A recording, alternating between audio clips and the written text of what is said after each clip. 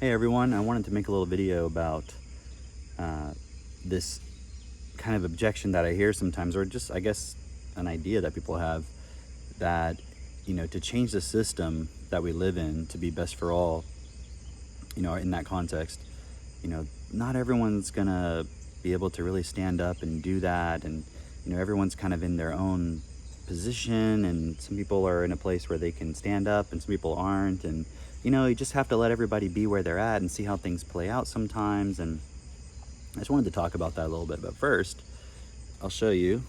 That's my shop.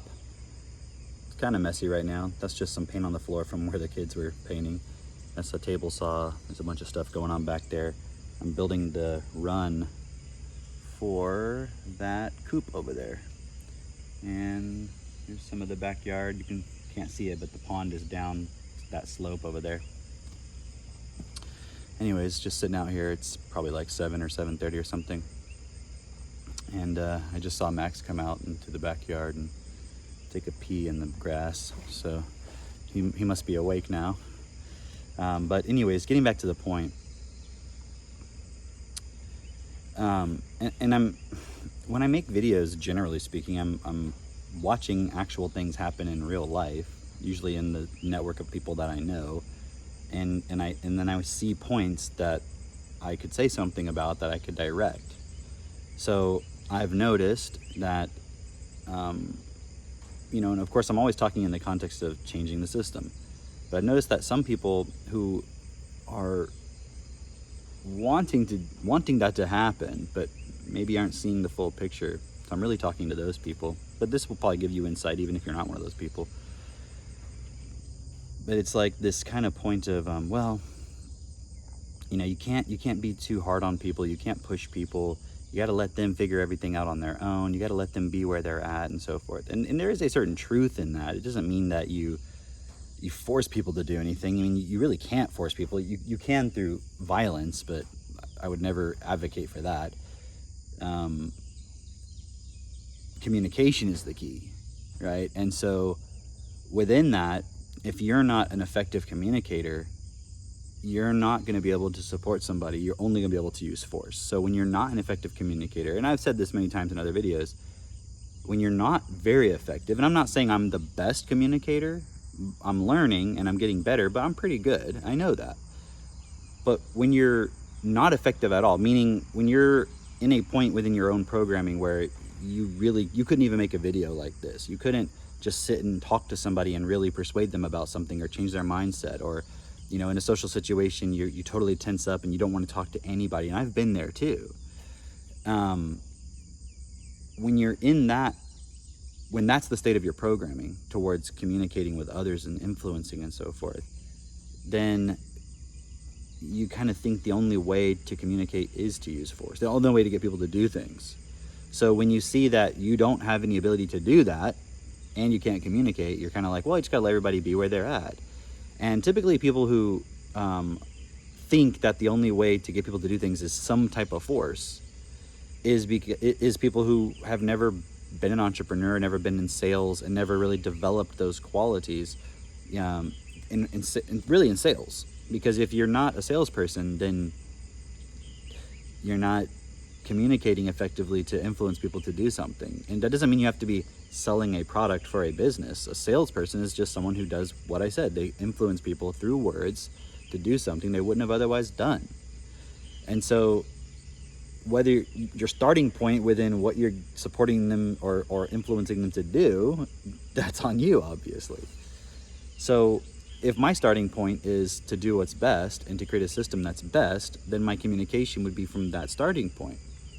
And obviously part of this process that we're advocating and applying for ourselves and sharing with others and supporting others with is to find all those points within yourself and remove those points where your starting point isn't really clear and you're really doing it for some kind of spiteful reason or self-interested reason that's not actually best. Right? It doesn't mean all things that are good for you are not best, but when it's only good for you, in other words, you perceive that it's good for you, but you really don't give a fuck or haven't considered whether it's best for everybody, that's when it becomes a problem, obviously. So within this point, then you have to look at, okay, I'm developing sales ability, I'm developing communication ability. Because if you're not doing that, you're going to make excuses. And I've seen it time and time again. The people who don't continue to develop their skills they start to make excuses. Or another thing is people who are very good at communicating, but are trying to communicate to the wrong people. So it's like, if you were trying to sell a gym membership, well, it's probably a bad analogy because you could probably sell this gym membership to anybody.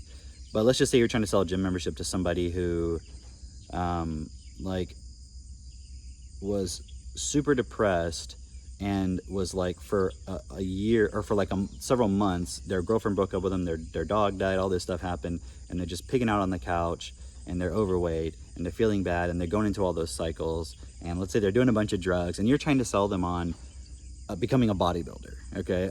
And it's a silly analogy, but my point is that person may not be interested in that. Like, the person who wants to be a bodybuilder probably has different motivations for being a bodybuilder.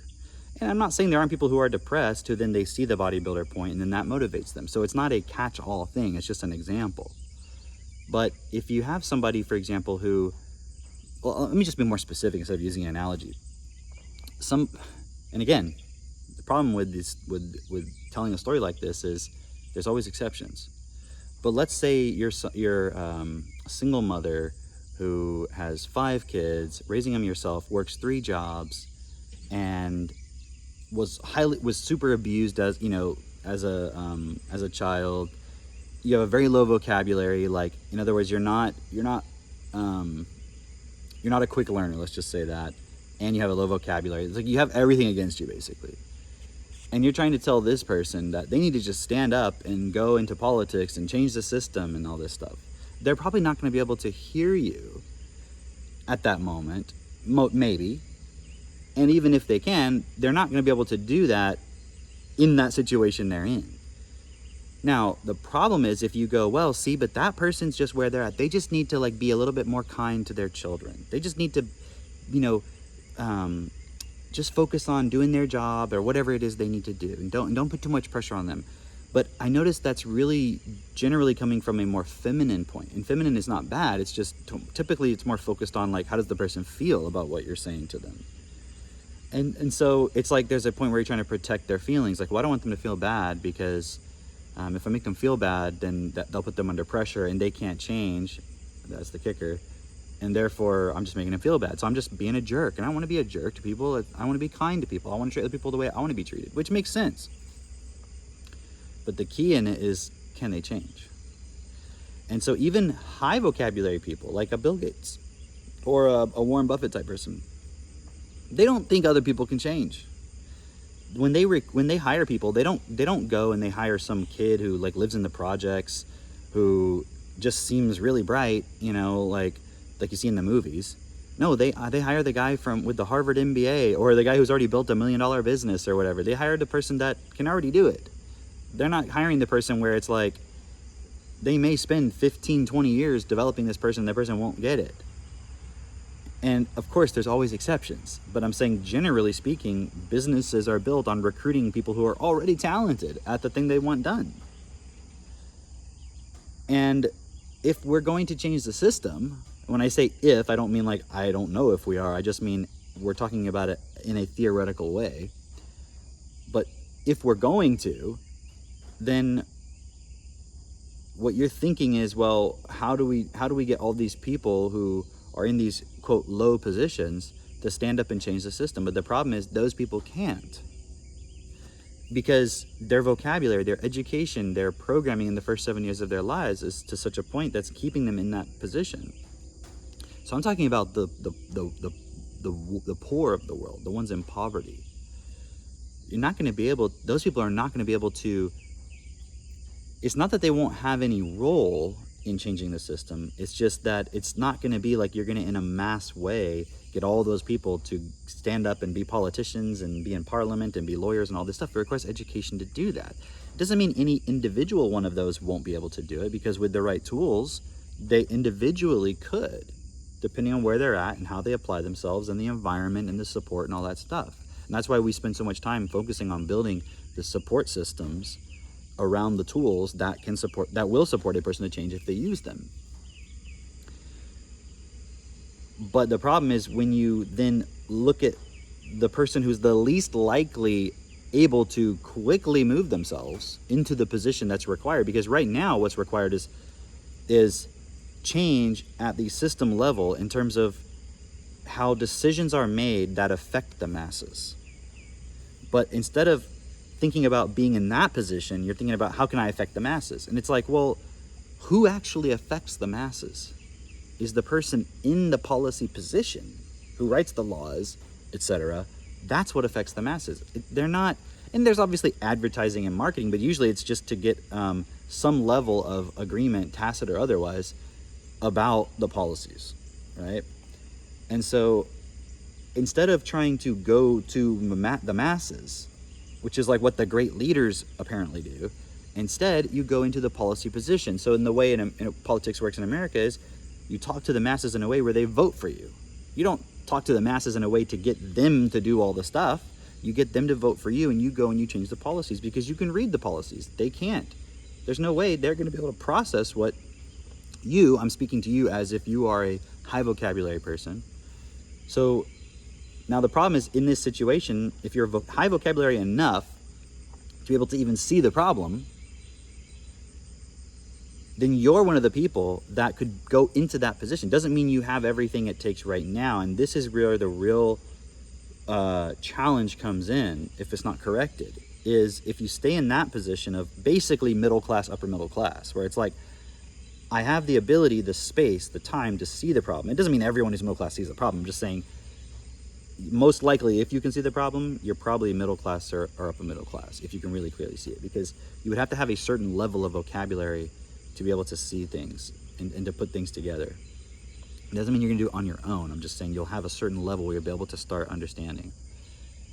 Again, there are exceptions. But if you're in that position, and regardless of whether you're middle class or not, it doesn't really matter. The point is, if you can see the problem and you can see, hey, the masses really have the real power, but they're disempowered by policies, laws, economics, etc. And you're trying to go to the masses and convince them to change, you're going to get stuck. And then what will end up happening is you start making the excuse of, well, you just got to let everybody do their thing, and it's just all going to happen somehow. But the reality is you're just not taking yourself to the next level. Instead of going here to the masses, go into the policy position. How do you do that? You build a business. You become wealthy. And then you're able to get the influence you require. And through that, to do that, you have to develop the sales skills, the communication skills, so that you can persuade the masses to vote for you to be in those positions. But when you're trying to get into that position, if you're competing against all the other money that's around that also wants their person in that position, it doesn't matter if you have the support of the people, because you have the whole media apparatus against you. And like we saw it with Trump, and we saw it in a few specific cases. We saw many cases where it didn't work. And we saw in the case with Trump, the second time, it really didn't work, did it? Whether you like Trump or not, whether you understand what happened or not, it doesn't really matter. The point is, it didn't work the second time. The system locked down even more. And that's the elite doing that. That's not the the masses are going along with it, but who's putting those systems into place? Who's making the decisions and then getting the consent of the masses? So you do need the consent of the masses, but problem is, right now, where we're at as a group, Destiny, Technotutor, Jen, etc., Self-Perfected, where we're at is not about getting to the masses. It's about putting yourself in a position so that when you're able to speak to the masses, you have all the resources and the network and everything in place where you can go into that position, get the consent, and so forth. And I see many people falling on this point of like, well, you can't change everything. You can't change the system. You just gotta, people will figure it out, and you just gotta live your life and just do the best you can. And it's like, that's not good enough. I mean, can you do that? Yeah, you can, but you're gonna have regret at the end of the day, at the end of your life, when you realize, when you come into full awareness of everything that you accepted and allowed, and you didn't really do your best. But all that was missing is you're not upgrading your vocabulary, your understanding, and your communication ability to put yourself into the next grid line, so to speak. Because we are in a certain grid line, and then what happens is when people are weak, you'll empathize with them because you don't know how to move up into that grid line. So you're empathizing with their weakness so that you can empathize with your own weakness and justify it. So you get into actually a codependent relationship, a negative codependent relationship with those who are not able to stand up, and then you justify them not standing up, when in reality, you're not doing anything to change the environment that would support them to stand up. Max is coming over.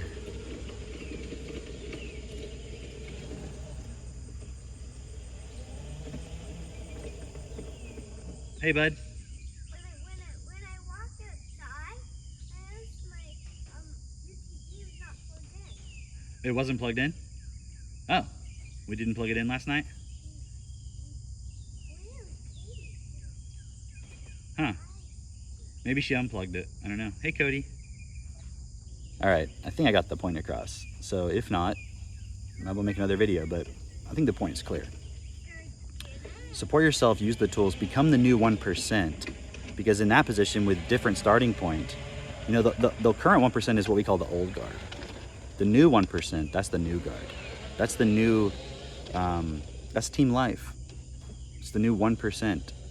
The problem is if you judge the 1% and you're like, well, I don't want to be the 1%, that's all the evil stuff.